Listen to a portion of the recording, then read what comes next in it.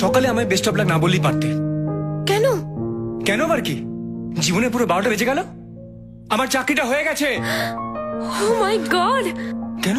আচ্ছা তুমি কি বলো তো, এত ভালো একটা খবর আর তুমি এরকম মুখ গোমড়া করে বসে আছো। এটা ভালো খবর নয়? একদম নয়। ও, সাইকেলের দোকানে মেকানিকের কাজ করলে তুমি খুব খুশি হতে বলো? খারাপ কি? এত লেখাপড়া করে তুমি সাইকেলের দোকানে কাজ করবে? কাকু তোমাকে এখানে পাঠিয়েছেন প্রপার এডুকেশন নিয়ে আব্রডে যেতে পারো যাতে তুমি।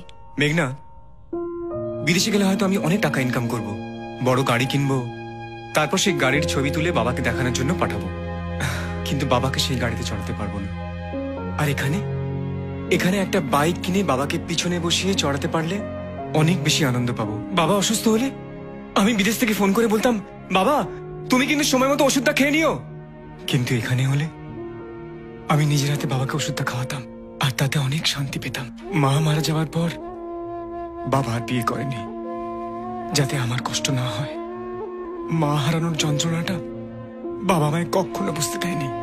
এই বয়সে বাবাকে ছেড়ে নিজের সুখের জন্য বিদেশ যাওয়াটা কি ঠিক হবে? আমার তো তবু অনেক বন্ধু আছে, কিন্তু আমি ছাড়া আমার বাবার তো আর কেউ নেই। আমার ভবিষ্যৎ চিন্তা নিয়ে বাবার ঘুম হয় না, আর আমি চিন্তা করি আমি না থাকলে বাবার কি হবে।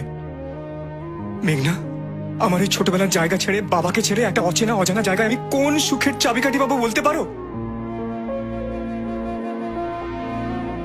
মেঘনা, জীবনে বেঁচে থাকার জন্য দুবেলা দুমুঠো ভাত, বন্ধুদের সঙ্গে সিগারেট খাওয়া, নাইট শোয়ে সিনেমা দেখে বাড়ি ফেরা, আর মাঝরাত্রে বাবার বকুনি খাওয়া। ভালো থাকার জন্য এর থেকে বেশি কিচ্ছু দরকার নেই, কিচ্ছু।